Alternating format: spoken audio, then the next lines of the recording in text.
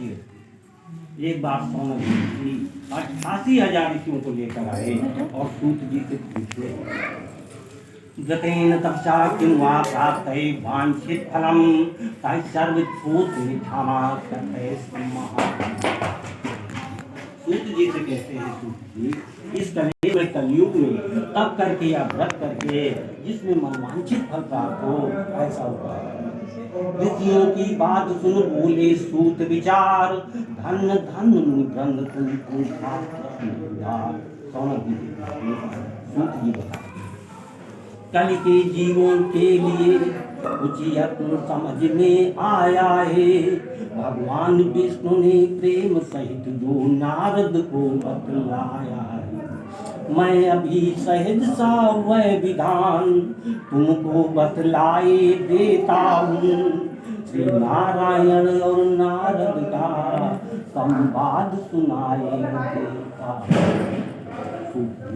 सौनक जी को बताते हैं, एक बार तो नारद पराये भले की इच्छा करके अनेक लोगों में भ्रमण करके मनुष्य लोक में आकर नारद जी देखते हैं।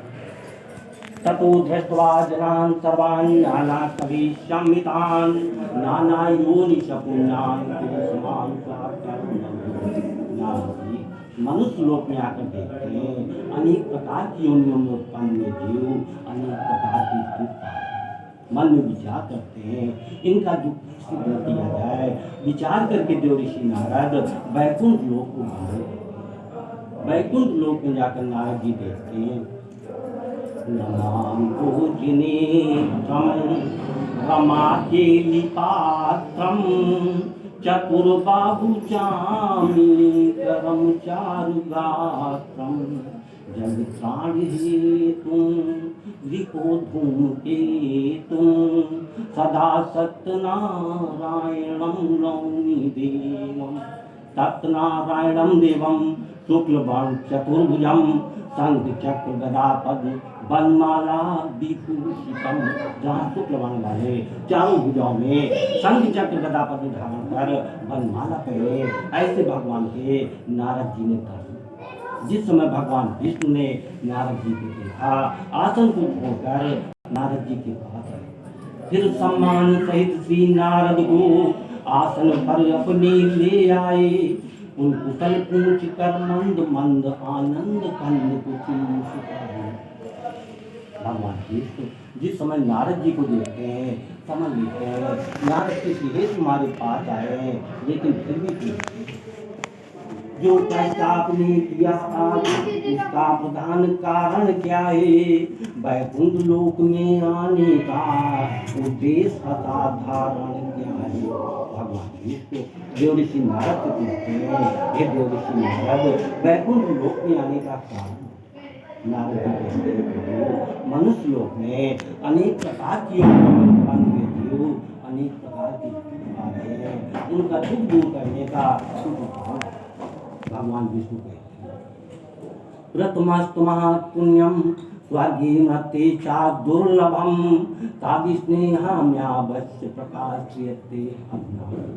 भगवान विष्णु देव ऋषि नारद को बताते हैं, जो मनुष्य सत्यनारायण का पूजन विधि से करता है इस लोक में सुख होकर वैकुंठ लोक को प्राप्त। भगवान के देव ऋषि नारद पूछने लगे, सत्यदेव के व्रत का फल क्या है, विधान क्या है तथा सबसे पहले भगवान विष्णु दुख को काल दूर करता है, धन अन्न बढ़ाता है। और कहते हैं सतयुग में जो फल होता था अत्यंत रुद्र तप साधन से वह कलयुग में मिल जाता है इन सत्य देव के पूजन से।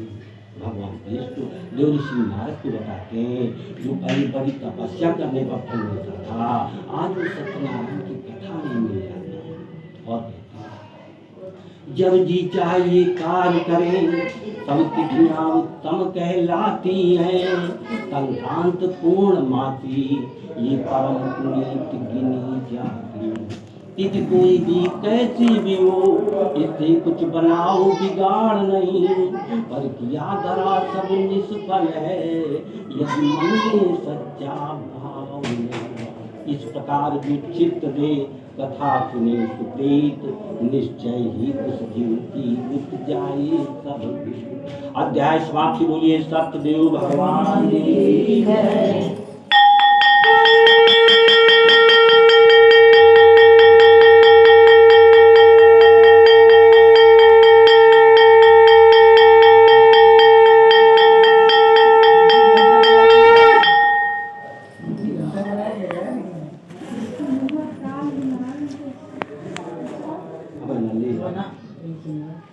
सूत जी सौनक जी को बताते हैं, ऋषि वर्ग शांत चित्त से सुनिए ये कथा निराली है, श्रद्धा से किए गए व्रत का परिणाम बताने वाली।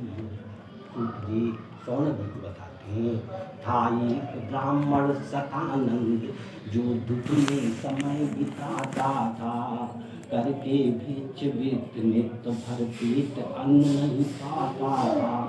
और लोक दीन को दीन बंधु जब दुखी हुए और खिन्न हुए, तब करुणामय करुणा करके सेवक के लिए अभिन्न हुए।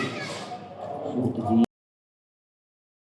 एक गरीब सतानंद नाम का ब्राह्मण था, जो रोजाना भीख मांगकर अपना प्रतिपादन करता।